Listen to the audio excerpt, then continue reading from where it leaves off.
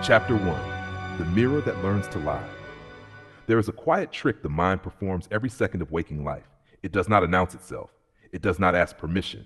It simply edits.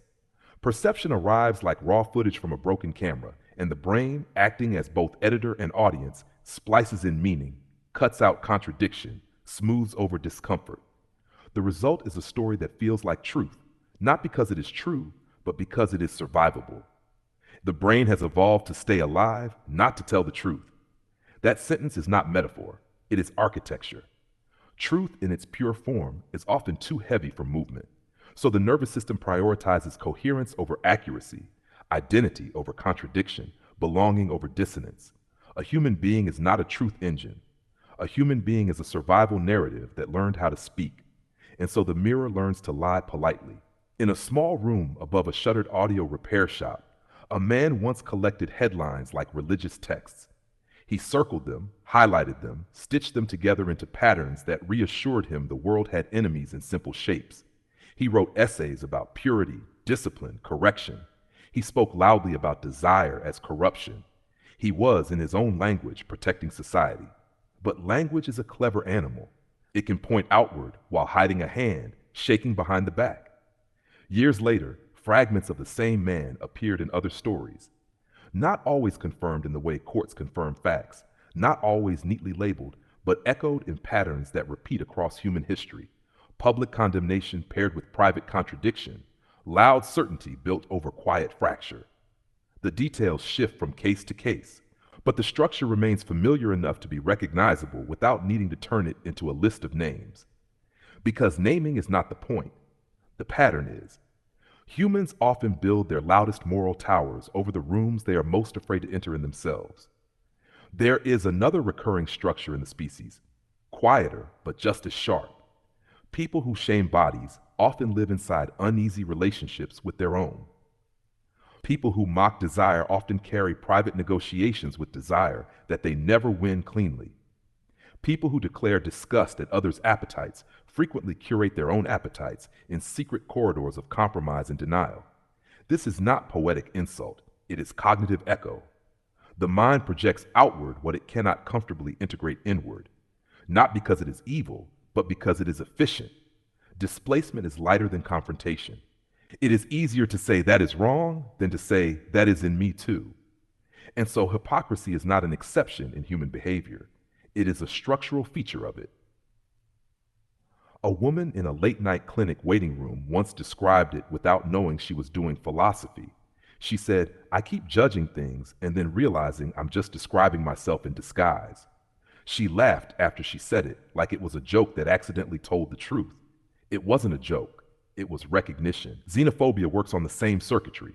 It simplifies a crowded, ambiguous world into clean categories, us and them, safe and unsafe, clean and unclean. The nervous system relaxes when the map becomes simple. Complexity requires energy. Fear prefers shortcuts, but shortcuts always cost something. A life lived through contraction becomes a life of narrowed encounters. Fewer faces, fewer voices, fewer unexpected meals, languages, jokes, hands. A reduced spectrum of human experience that feels like safety but behaves like enclosure. The irony is precise. The brain chooses survival clarity, and in doing so, it often reduces the richness of being alive. And yet, there is another possibility that keeps resurfacing in human behavior like light through a cracked wall: compassion. Not as performance, not as ideology, as practice. Compassion is what happens when the nervous system stops trying to win every internal argument and starts listening instead. It is the refusal to reduce a person to their worst moment and the equally difficult refusal to reduce oneself to it. Practicing compassion and celebrating diversity does something quietly radical. It expands the perceptual field. It allows new information to enter without immediate rejection. It increases the number of possible connections between self and world. More flavors, more conversations, more unfamiliar cities inside familiar people. And somewhere in that expansion, a simple phrase becomes less decorative and more structural. Love feels best not as sentiment, as observation. It is what the system reports when it is not in defensive contraction, when it is not sorting reality into threats, when it is not busy being right. Arguments against this usually arrive in armored language. Some say compassion is weakness, that it invites harm. Others say tolerance erodes order, that boundaries require hardness. Others insist that judgment is necessary for moral clarity. These arguments sound sturdy until examined closely. Boundaries do not require dehumanization. Protection does not require contempt. Clarity does not require cruelty. In fact, cruelty tends to blur perception by replacing understanding with reflex. What those arguments often defend, underneath their surface, is not order but certainty, and certainty is often just fear that has learned to speak fluently. If there is a dismantling here, it is not of people, but of assumptions. The assumption that inner contradiction makes someone uniquely broken. It does not. It makes them human. The assumption that projecting flaws onto others makes someone exceptional. It does not. It makes them typical. The assumption that moral superiority can be maintained without self-examination. It cannot. It always collapses eventually because the mind keeps copies of everything it denies. There is a final mechanism worth noticing. The mind is not only a storyteller, it is also a defender of identity. It will protect the version of me it has decided is necessary for belonging. That protection can become so efficient that it begins to edit reality itself. This is how people can sincerely believe they are consistent while behaving inconsistently. How they can condemn what they privately repeat. How they can speak about purity while living in negotiation with contradiction. Not because they are uniquely dishonest, because they are human. And so the mirror does not simply reflect, it learns. It learns what we can tolerate seeing and what we must distort to continue. But mirrors can be retrained, not through punishment, not through superiority, through attention, through the uncomfortable act of noticing without immediately escaping, through the slower practice of letting complexity remain complex. That is where the story begins to change, not in purity, not in perfection, but in recognition. Chapter 2, The Substance That Forgot It Was a Question. At some point in intellectual history, the argument about mind and body stopped feeling like a debate and started feeling like a slow unraveling of certainty itself. People once tried to keep them separate, mind here, body there, two distinct substances like oil and water refusing to mix. But the world kept behaving as if separation was too clean to be real. Then came the shift, not a single verdict, more like a philosophical tide pulling attention away from solid divisions and toward motion itself. The old idea of body as a fixed, self-contained object began to dissolve under observation. Matter, once imagined as dense and indivisible, revealed itself as something far less obedient. Atoms were not miniature billiard balls. They were mostly space, fields, probabilities, interactions that only look stable from far enough away. What we call solid is not solid in the way intuition insists. It is a negotiation of forces pretending to be still. Even Newton, whose equations made the universe feel like clockwork carved from certainty, did not resolve the mind-body problem. He described motion with brutal elegance, but he did not collapse consciousness into matter, nor matter into consciousness. That tension remained untouched, waiting for later minds to complicate it further. The idea that the mind-body problem was solved in the era of Newton because there is no body is more poetry than physics. And like most poetry mistaken for physics, it reveals a longing rather than a conclusion, a longing to escape division. If you zoom far enough into anything physical, it stops behaving like an object and starts behaving like an event. A chair is not a chair at the atomic scale. It is a pattern of interactions that persist long enough for language to assign it identity. A rock is not still. It is vibrating, exchanging energy, participating in gravitational negotiation with everything around it. Stability is not absence of motion. It is motion arranged into repetition. Nothing is actually resting. Everything is happening. Even the illusion of stillness is a speed we have learned to ignore. And the mind perched inside this moving architecture tries to keep up. But it does not experience reality directly. It experiences a filtered version of reality constructed by biological equipment that was not designed for truth as an abstract ideal. It was designed for survival, for prediction, for fast decisions in environments where hesitation meant vulnerability. The brain has evolved to keep us alive, not to tell us the truth. That sentence keeps returning because it explains so much of the mismatch between lived experience and underlying structure. You do not see the world, you see a reconstruction of it.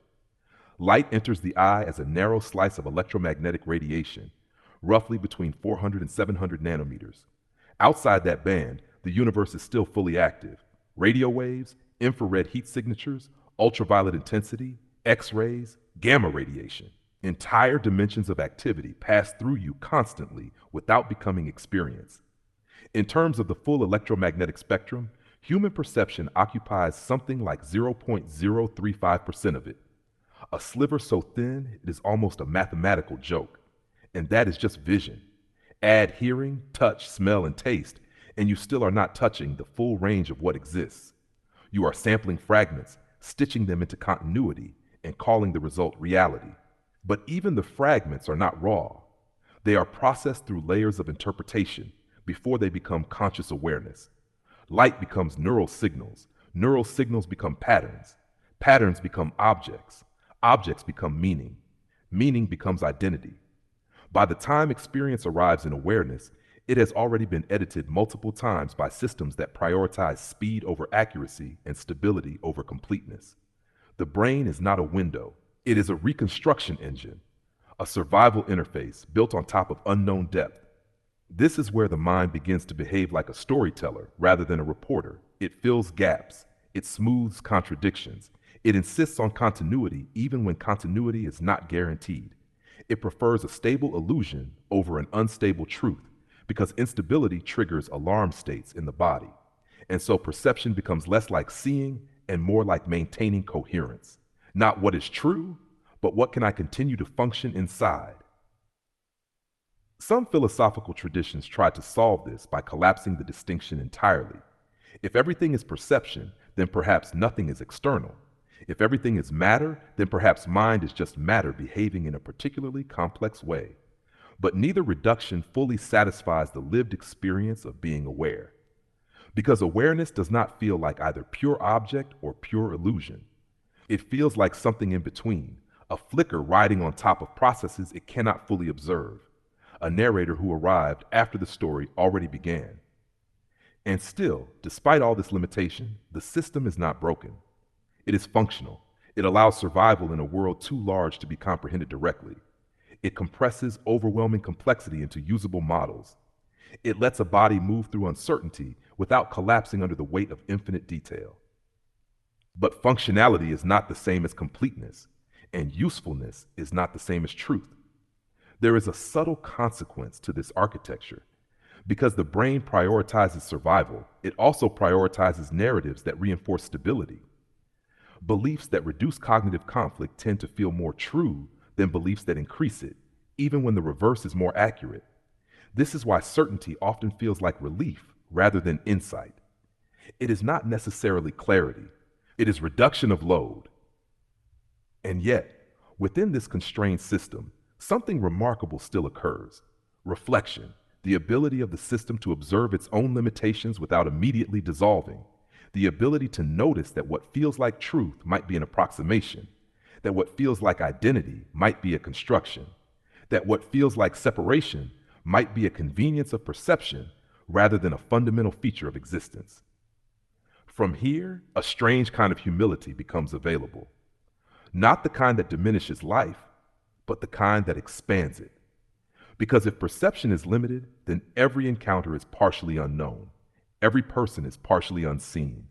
Every moment contains more than can be fully registered, which means there is always more to learn, not only about the world, but about the limits of the instrument doing the learning.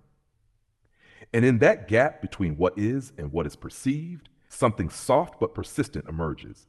A recognition that the interface is not the totality, that the map is not the territory, that the story is not the system, and that even through all this filtering, distortion, and biological improvisation, connection is still possible.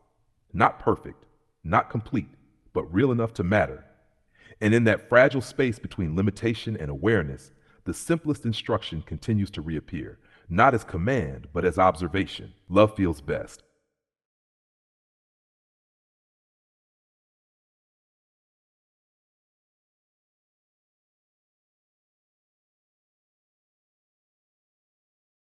Chapter 3: The Unmaking of Faces. There is a threshold in human perception where another person stops being a full subject and becomes something smaller, a category, a label, a symbol with edges sharp enough to carry anger. This shift rarely announces itself as a decision. It arrives gradually, like fog thickening the distance between windows. At first, the other is simply different, then inconvenient, then wrong, then eventually not fully real in the same way the self is real. This is the psychological precondition for brutality. Not rage, not hatred, but reduction. The mind, when under pressure, simplifies. It compresses complexity into manageable units. And one of the most efficient compressions ever evolved is dehumanization, the act of turning a person into a category that no longer requires empathy to process. Once that happens, harm becomes easier to justify, not because morality disappears, but because perception has been edited. The target is no longer someone like me. It becomes something like a problem. And problems do not ask to be understood. They are removed. This capacity is not confined to any one group or ideology. It is a general feature of human cognition under stress, reinforced by fear, repetition, and group identity. History is filled with examples of ordinary people participating in extraordinary harm after enough perceptual narrowing has taken place. The uncomfortable truth is that this narrowing does not require monsters. It only requires humans operating inside systems that reward certainty over nuance and loyalty over recognition. But cognition does not operate in isolation from biology. The brain is not floating above the body like an abstract decision maker. It is embedded in tissue, chemistry, and long-term exposure to the material environment. And here the story becomes more complicated, because some substances do alter behavior in measurable ways. Lead is one of them. Extensive research in environmental health has shown that elevated lead exposure, especially during childhood, is associated with reduced cognitive performance, impaired impulse control, and increased risk of aggressive behavior later in life. When lead was widely present in gasoline and paint in previous decades, population-level studies observed correlations between higher exposure and increased crime rates, followed by declines in those rates after lead reduction policies were implemented. The relationship is not perfectly simple or singular, but the pattern is strong enough that many public health experts consider lead exposure a significant neurodevelopmental factor. It does not create evil. It disrupts regulation. It makes impulse harder to hold, frustration harder to metabolize, consequences harder to simulate in advance. A brain under that kind of strain does not necessarily become malicious. It becomes more reactive, less buffered, more prone to short-range decisions. Other environmental substances are less straightforward. Plastics, for example, especially microplastics and associated chemicals, are an active area of ongoing research. Scientists are investigating potential impacts on endocrine systems, inflammation, and neurological function. Early findings suggest possible biological effects, but there is not yet a clear, unified conclusion about how much they influence cognition or behavior at a population scale. What is known is that microplastics are now widespread in air, water, and even human tissue samples, meaning exposure is no longer hypothetical. The uncertainty here matters, because when evidence is incomplete, it is easy for imagination to outrun science, and that gap is where fear narratives often grow.